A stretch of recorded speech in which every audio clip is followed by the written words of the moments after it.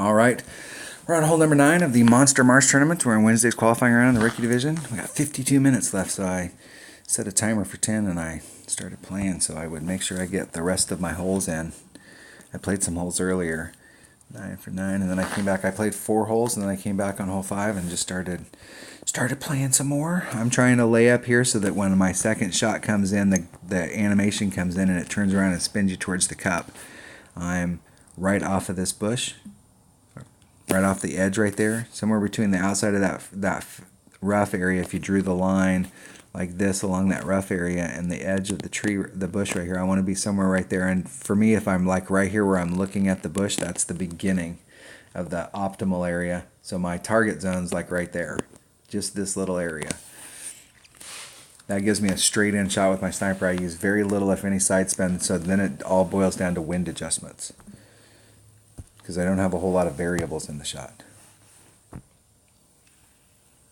And I've hit this shot perfect a couple times and I've been off. So I'll go back and watch my videos after I hit a couple perfect shots and try and compare them to each other. I'm going to have to take my extra mile and I'm going to have to take a sniper.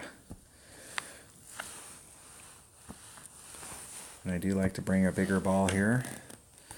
So we're going to definitely bring a Titan. I've got lots of Titans. Kingmaker worked great on this because it cut the wind down on the second shot.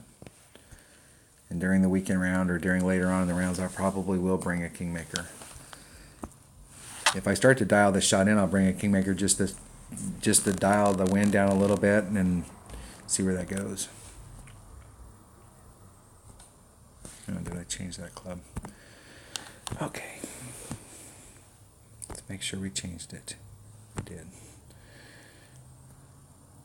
It's not that you can't do the second shot with a Guardian, but I'm setting the shot up for a sniper. That's why I want to be out there, because it's the absolutely optimal thing for a sniper. I'm in like mid club, and I'm in mid club and I'm shooting straight in with very few variables other than backspin.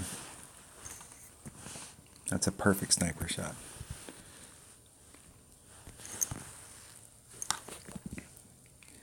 I want to go closer to the rough over here on the left. If this is the center of the fairway, I'm halfway between the center and the deal, and I'm going to take the wind out. 3-1, that's a variable that I can eliminate. And then I'll put some curl on it to bring it back towards the fairway on the other side. Hitting it perfect.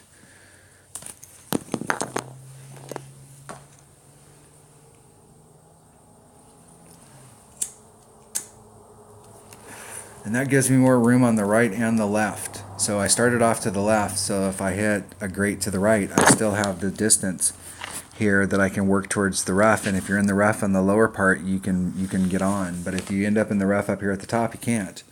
So the deal is that I'm trying to pull everything on that shot to the right. So from where I was at, if I would have hit a great to the left, I would have just, with the curl that I had on there, I would have just missed this and been in the fairway. If I hit a perfect, I'm where I'm at, but if I hit a great to the right, I had enough room there to hit a great to the right and still end up in the fairway. And if I do bleed off on the right, I can make that shot, but I can't make the shot on the left. So that's why I've changed my shot setup there. I was going right dead center in the middle, but I wanted to give myself enough room to hit a great on the right, so I moved it farther to the left, and I put on curl. And I'm in the perfect spot. I'm in the perfect spot for how I'm setting the shot up. So I've been off a little on the wind, but I don't know how many times I've hit it perfect on this, so I don't know. I think I've hit it once perfect and I was off. So I'm going to add on 10%. So I'm going to do a 4-ring pool. We're in the qualifying round, so we just need to shoot the minimum score. So this is a great place to practice. So if I didn't need to do the overpull, I hit it great to the right, so I'll pick up some of that overpull. And I hit it great to the right, so that pull would have put me pretty close. I might have been on the other side, but that would have put me pretty close, and my speed there is perfect.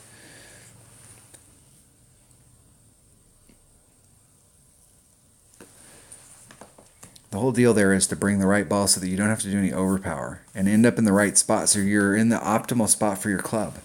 And it's not just that you're in the optimal spot for your club once, you're in the optimal spot every time you hit that drive and you succeed. So the whole goal is to get that drive to be in the fairway so you have that shot and you've got plenty of club. And you brought that bigger ball so you didn't have to do overpower on the drive. And it would help to have a 3-wind ball because it would cut that wind down a little bit. You'd have to make less of an adjustment, but you still have to hit it perfect. That's the deal.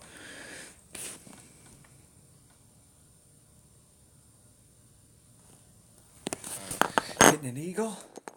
What was that, a minus 14? That's a decent round. Minimum score is minus 13, so I picked up 1. Gave myself looks on pretty much every hole. Changed what I'm doing on one of the par 3s, so I even had a better look. I ended up definitely closer on what looks like will be a more consistent basis than I can with my sniper. I changed on hole number 6, I changed to a guardian instead of a sniper. So we're still trying to tighten the notes up, and Charlotte's trying to figure out. So I'm behind on that hole. So at this point in this hole's progression, hole number 5, hole number 6, I should have already picked what club and ball, and I should be working on other stuff, but I changed up because I didn't think my chances were good enough to get a hole-in-one. All right, that was hole number 9 of the Monster Marsh tournament.